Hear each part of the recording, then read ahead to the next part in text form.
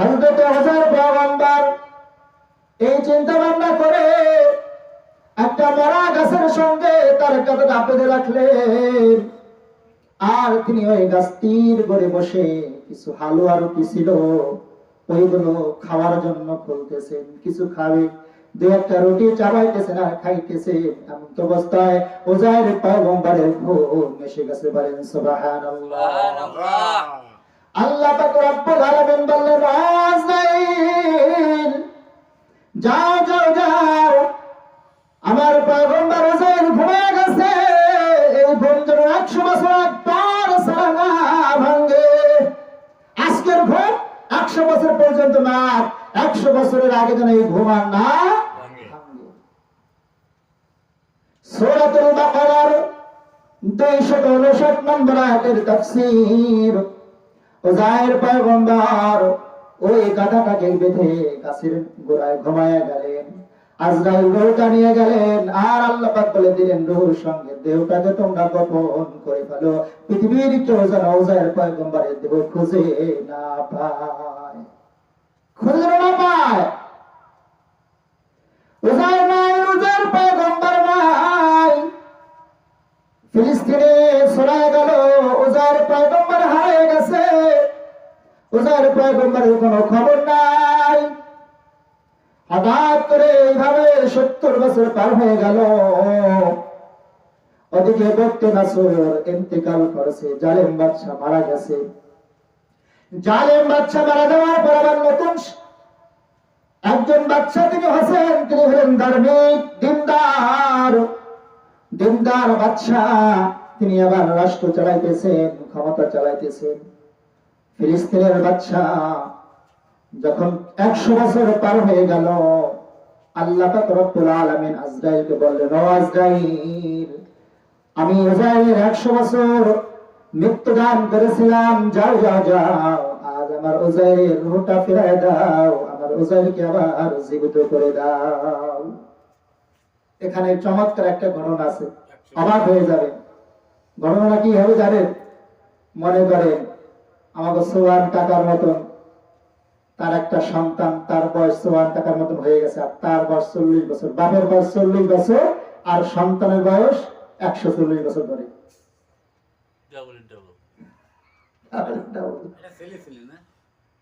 সন্তান বুড়ো হয়ে গেছে, লাঠি মারতে হাঁটে, পিঠ খোঁজা হয়ে গেছে, আর বাবার তাগড়া জওয়ান।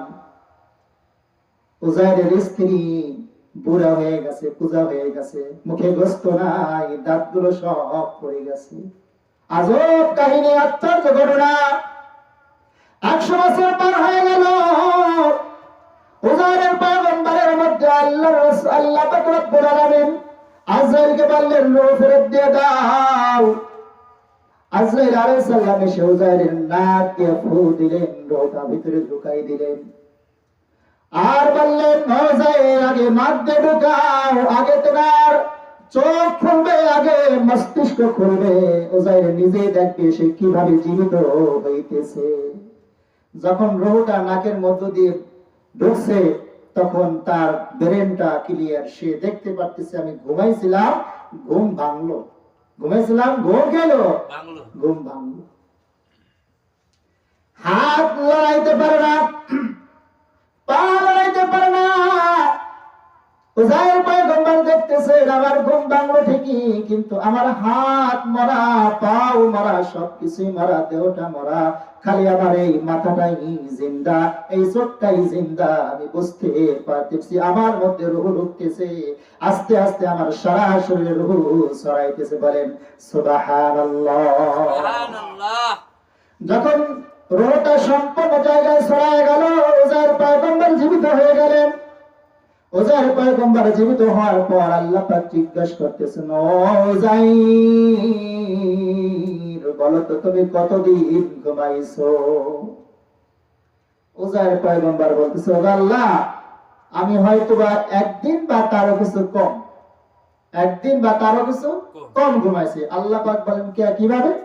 তো আল্লাহ পাক, আমি যখন এই জায়গায় শুয়েছিলাম তখন ছিল সকালবেলা, আমার বক্তে নাসর ছাড়ছিল সকালবেলায়, আমি সকালবেলায় এই জায়গায় আইসা বইছি, আমার ঘুম এসে গেছে। তো এখন তো বিকেল বেলা, আল্লাহ পাক উজাইরকে বিকেল বেলার রূহ করছে, বিকেল বেলা জীবিত করছেন 100 বছর পর।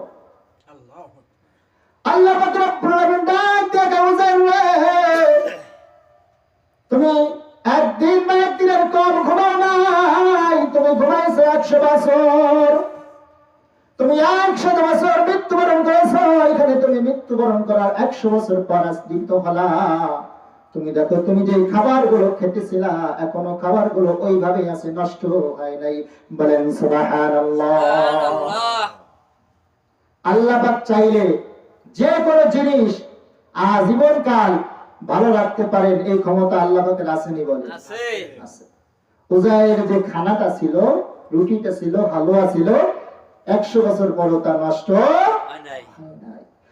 উজাইর তাকায় দেখো, তুমি যে মারা গেছে তার সঙ্গে তোমার গাধাটা বেঁধেছিল, দেখো তোমার গাধাটা মারা গেছে, তার হাড্ডি, তার কোনো গোস্ত কিছুই নাই, হাড্ডি গুলো কিছু পাওয়া যায়, কিছু হাড্ডি গুলো পাওয়া যায়।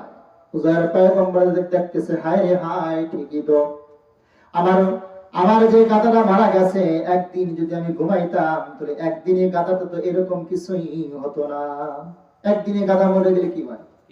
আর তো গোস্ত কোনো গন্ধ নাই, বাতাস নাই, কিছু নাই, সব শেষ, খালি কিছু হাড্ডি দেখা যাইতেছে। এই হাত দিয়ে থাকতো না, এই হাত দিয়ে আমি শেষ করে দিতাম, কিন্তু তুমি দেখতে চাইছো কিভাবে এই মানুষগুলো মারা গেল, আবার আমি কিভাবে জীবিত করব। এখন আমি তোমার সঙ্গে তোমার গাধাটাকে জীবিত করব, তুমি স্বচক্ষে দেখবা। তোমার গাধা তো নাই, খালি হাড্ডি আছে, কয়েন হাড্ডি দাও, সম্পূর্ণ হাড্ডিও নাই, কয়েকখান হাড্ডি আছে। আমি হাড্ডি দিকেই তোমার সামনে আমি তোমার গাধাকে জীবিত করে সেই সাবেক গাধা বানাই দেবো, তুমি সামনে দেখবা, চিল্লে কান আল্লাহু আকবার। আল্লাহ পাক রব্বুল আলামিন সঙ্গে সঙ্গে উজাইর পয়গম্বরকে বললেন, ও উজাইর রে, লক্ষ্য করে তাকাও, নজর করে দেখো তোমার গাধাটা, ওই যে দেখো হাড্ডি, হাড্ডির সাথে আস্তে আস্তে গোস্ত গুলো এক যোগ হইতেছে, মাথা যোগ হইতেছে, পা যোগ হইতেছে, কোথা যে পা আসলো, কোথা গোস্ত আসলো কিছুই তো দেখি না। হঠাৎ করে আলাম একটা গাধা তার সামনে দাঁড়ায়া গেল। বলেন সুবহানাল্লাহ, আল্লাহু আকবার। উজাইর পয়গম্বর বলেন, আল্লাহ, আমি সচক্ষে দেখলাম অল্প কিছু হাড্ডি আমার গাধায় ছিল, আর সে অল্প কিছু হাড্ডি থেকে আমার পরিপূর্ণ গাধাকে বানাইয়া আমার সামনে বানাইলেন, আমার সামনে দাঁড় করাইয়া দিলেন। 100 বছর আগে গাধাটা মারা গেছে, তার কোনো গোস্তর খবর নাই, তার কোনো মাথার খবর নাই, তার কোনো চোখের খবর নাই, তার কোনো চামড়ার খবর নাই, তার কোনো পশমের খবর নাই, যার কিছু ছিল না, তার কোনো অস্তিত্ব ছিল না, শুধু কয়েকখান হাড্ডি ছিল। এই কয়েকখান হাড্ডি দ্বারা আপনি আবার পরিপূর্ণভাবে আমি আমার গাধাটাকে আপনি বানাই দিলেন। বলেন আল্লাহু আকবার। আল্লাহ, আমার বিশ্বাস হয়ে গেছে মানুষ মরার পর আপনি পুনরায় জীবিত করবেন, আমার বিশ্বাস হয়ে গেছে। আমি সামনে আমার গাধাকে আপনি সৃষ্টি করলেন, আবার পুনরায় বানাইলেন হুবহু যেই গাধাটা ছিল, সেই কালার, সেই রং, আমার গাধা যেরকম ছিল হুবহু আপনি সেই গাধাটা আপনি আমার সামনে বানাই দিয়েছেন, একেবারে হুবহু ফটোকপি। বলেন সুবহানাল্লাহ। একটু ব্যতিক্রম নয়, যেরকম ছিল তদ্রূপ ওরকম একটা গাধা আল্লাহ পাক রব্বুল আলামিন উজাইর পয়গম্বরের সামনে বানাই দিলেন। বলেন সুবহানাল্লাহ। উজাইর পয়গম্বর 100 বছর তুমি ঘুমাইছিলা, মৃত্যুবরণ করেছিলা, তুমি দিন প্রচার করতে পারো নাই, তুমি আমার দিন কায়েম করতে পারো নাই। যাও যাও যাও, এই জায়গা তোমার আর কোনো কাজ নাই, তুমি তোমার মহল্লায় ফিরে যাও, তুমি তোমার স্ত্রীর কাছে ফিরে যাও। মহল্লা আমার স্ত্রীর কাছে 100 বছর পর স্ত্রীকে ভাবানো খুঁজে বা স্ত্রী খাওয়ানো চিনবে রে, আল্লাহ কাছে যাও। হাঁটতে হাঁটতে একটা দোকানদারের কাছে গেছে, ক্ষুধা লাগছে, দোকানদার যাই বলতেছে আমাকে কিছু খাবার দেন, কিছু খাবার দিছে। পকেট থেকে ওই যে 100 বছর আগে বক্তে নসরের জামানায় যে টাকা পয়সা ছিল, ওই পয়সা বাইরে যখন দোকানদার দেয়, দোকানদার একবার পয়সার দিকে তাকায়, একবার উজাইর পয়গম্বরের দিকে তাকায়। এই লোকটা কোহান্ত আসলো হ্যাঁ? সেই 100 বছরের আগে বক্তে নসরের জমানার পয়সা আজকে আমার দেয়, এ সাধারণ চলে না, চলেনি কারণ মহা বিপদে পড়ছে দোকানদার। ভাই আপনার বাড়ি কোথায়, ঠিকানা কোথায়, আপনি কোথেকে আসছেন? এটা তো সে বক্তে নসরের জমানার পয়সা, এই পয়সা তো এখন আর চলে না। ওজাইর পয়গম্বরের আরো বিশ্বাস হয়ে গেল, হায় রে হায়, আমি তো 100 বছর ঘুমাইছি, আমার তো মনে নাই। আমার বিশ্বাস হয়ে গেল আল্লাহ পাক আমাকে 100 বছর মৃত্যু দান করেছিলেন, আমি 100 বছর মরণ এর বিছানায় শুয়েছিলাম। এই 100 বছরের পয়সা আমার পকেটে এখনো আছে, এই পয়সা তো এখন অচল, এই টাকা তো আর চলবে না। ও ভাই, আমি আমার পরিবারের কাছে যাব, আমাকে একটা জ্ঞানী ব্যক্তির সন্ধান দাও, আমাকে একটা নামি দামি ব্যক্তির সন্ধান দাও, আমি তার কাছে যাই, আমি আমার জীবনের বৃত্তান্ত জিজ্ঞাসা করব। দোকানদার বলেন, আল্লাহর বান্দা, একজন মহিলা আছে, বৃদ্ধ হয়ে গেছে, সে এখন অন্ধ হয়ে গেছে, সে বড় জ্ঞানী, তুমি তার কাছে গেলে তুমি 100 বছরের তথ্য গুলো পাবা। এক বুড়ির কাছে যায়, বলতেছে ওই বুড়ি ছিল ওনার পালিত মা, দাসীমা, ওই বুড়ি ছিল দাসীমা। তো ওই বুড়ির কাছে যাওয়ার পরে বুড়ির দিকে নজর করে দেখে বুড়ি ছিল আমার দাসীমা। যায় বলতে, হো দাসীমা কেমন আছেন? দাসীমা বলতেছে, কে? আমার দাসীমা কে ডাকো, তুমি কে, তোমার বাড়ি কোথায়? বলে, আমি হলাম উজাইর পয়গম্বর, আল্লাহর পয়গম্বর উজাইর। দাসীমা বলতেছে, তুমি কোত্থেকে আসলা? উজাইর পয়গম্বর তো 100 বছর আগে হারিয়ে গেছে, তুমি এখন কোত্থেকে আসলা? তুমি উজাইর পয়গম্বর কি করে হও? উজাইর পয়গম্বর তো 100 বছর আগে নাই হয়ে গেছে, কোনো খবর নাই, অস্তিত্ব নাই। তার একটা ছেলে বৃদ্ধ হয়ে গেছে, খুনখুনা হয়ে গেছে, তার স্ত্রী আরো খুনখুনা হয়ে গেছে, বুড়ো হয়ে গেছে, আমি ছিলাম তার দাসীমা, তুমি কোত্থেকে আসলা? বলে, আমি উজাইর পয়গম্বর, আমাকে বিশ্বাস করেন। বলে, তোমাকে বিশ্বাস করতে পারি, তুমি একটা প্রমাণ দাও, কারণ উজাইর ছিল মুস্তাজাবুদ দাওয়া। মুস্তাজাবুদ দাওয়ার অর্থ বোঝেন তো? মানে দোয়া করা শুরু, কবুল হওয়া শুরু। বলেন সুবহানাল্লাহ।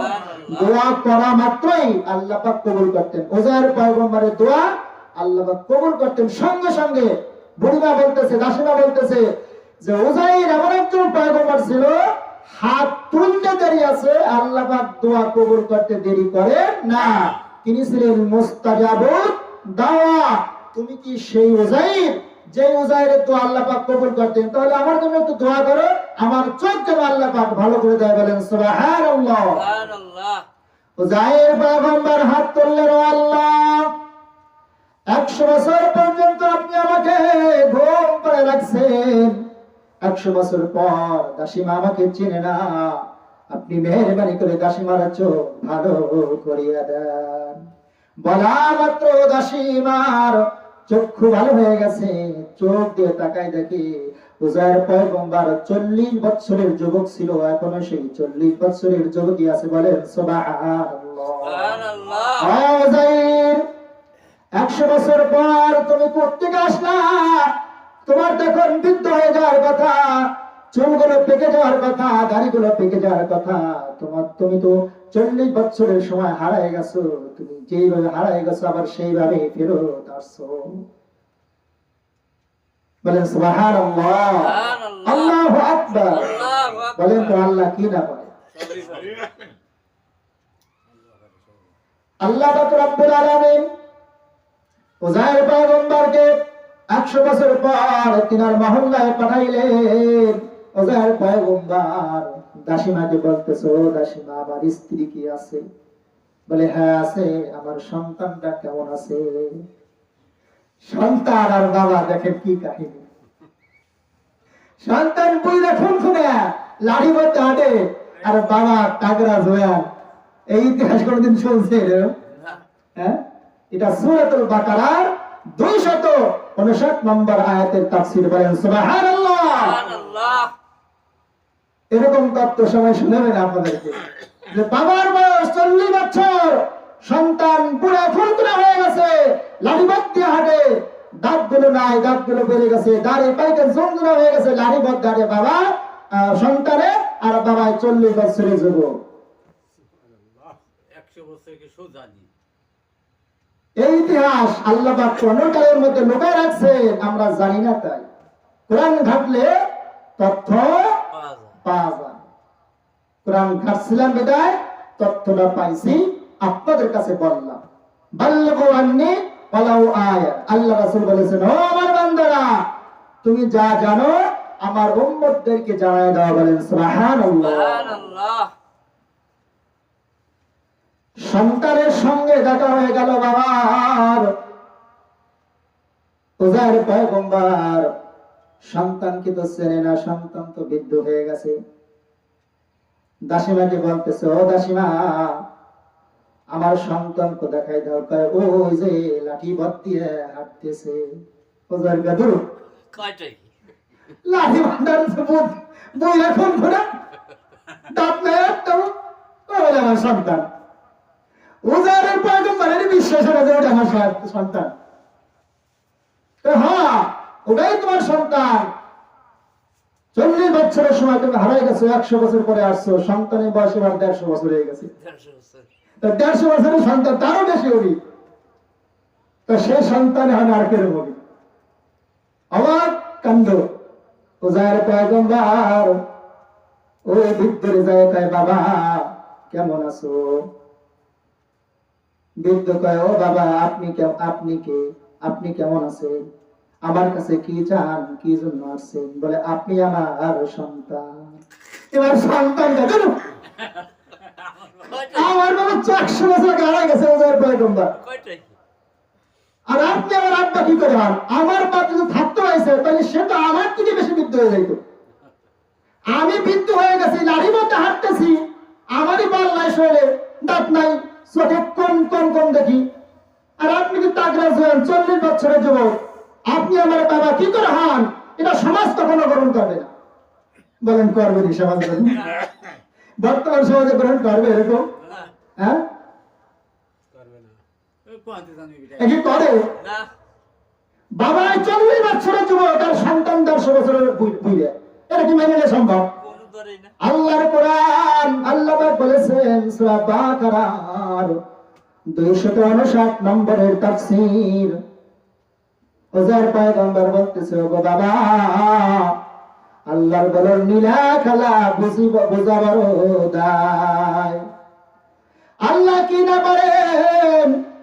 আমাকে 40 বছর যুবক বানায় রাখছেন, 100 বছরের মৃত্যু দান করেছেন। আমার সন্তান বইরা কোন হয়ে গেছে, আর আমি এখনো তাগড়া জোয়ান। আমার জীবন কেবল শুরু। বলে, গুরু হপাই শুরু। তো বাবার জীবন হলো কেবল শুরু, আর সন্তানের জীবন শেষ, কবরের পথে যাত্রী। অবাক করা তথ্য না? বলে কেরম করে মনে হয় যে হুজুর কি গায়ে কেরম ঘটনা পায়। স্ত্রী কাছে যাওয়া লাগছে পরে, স্ত্রী কাছে যাওয়া লাগছে পরে, আগে দেখেন এই জায়গা কি হয়। সন্তান বিশ্বাস করতে চায় না। যদি বলি যে এই 40 বছর যুবক আমার আব্বা, হয়তো সমাজ আমাকে নিয়ে উপহাস করবে, ঠাট্টা বিদ্রুপ করবে, কি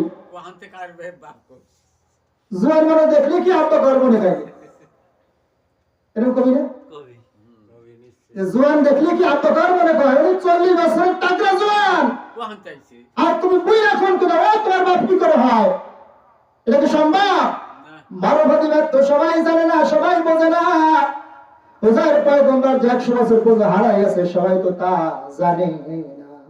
কারণ ওই জামানার তো অনেকেই এখন নাই, নতুন নতুন মানুষ আবার জন্মগ্রহণ করেছে, সবাই তো জানে না।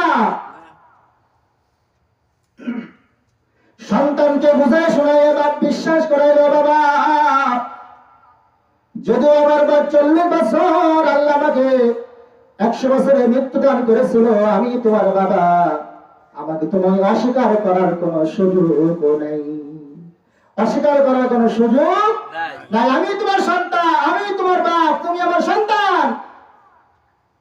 তোমাকে আমাকে বাপ বলে ডাকতে হবে, আর তুমি যতই বুঝে ফোন করে হও তুমি আমার সন্তান।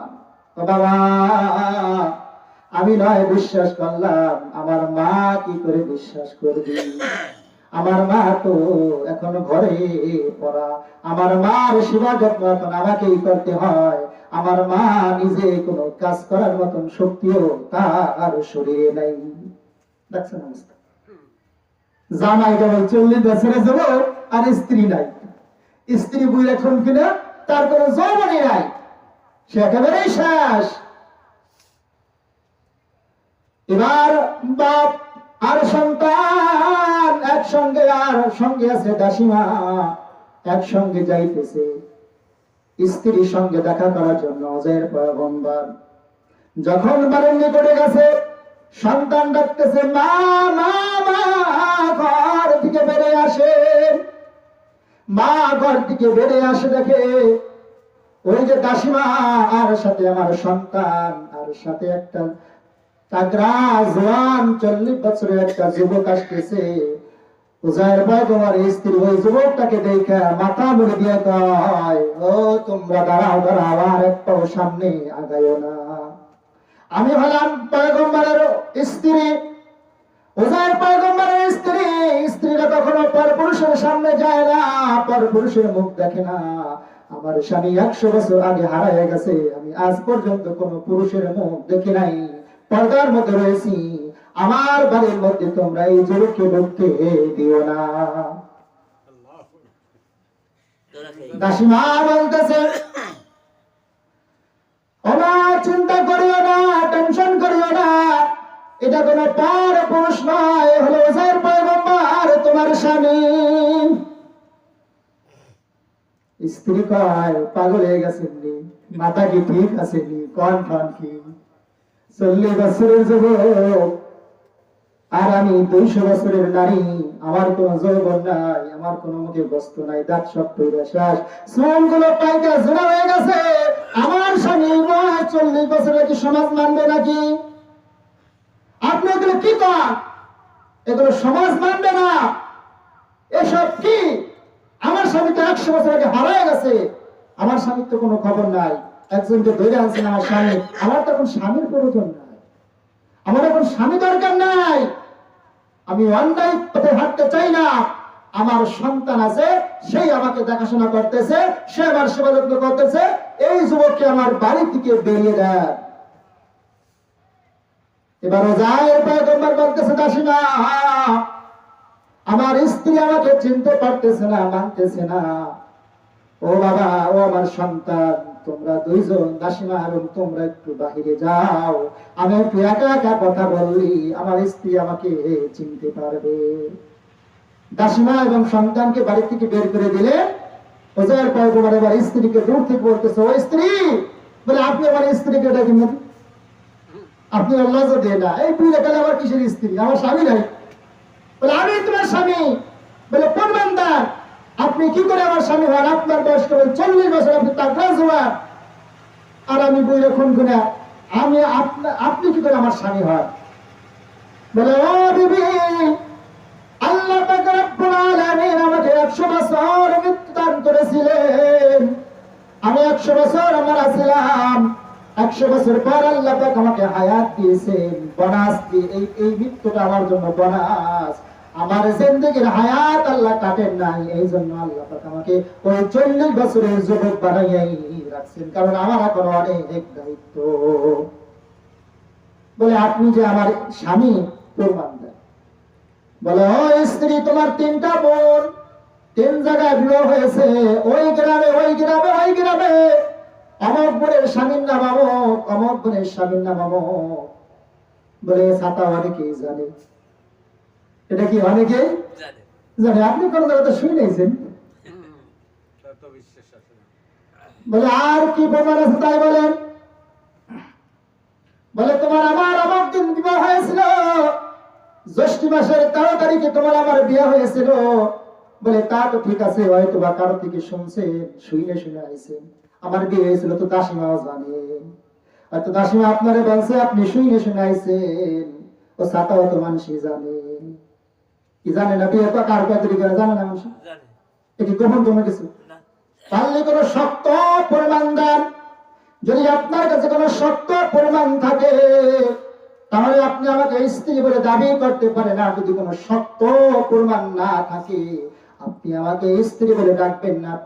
আপনি আমার বাড়ি থেকে বের হয়ে যান।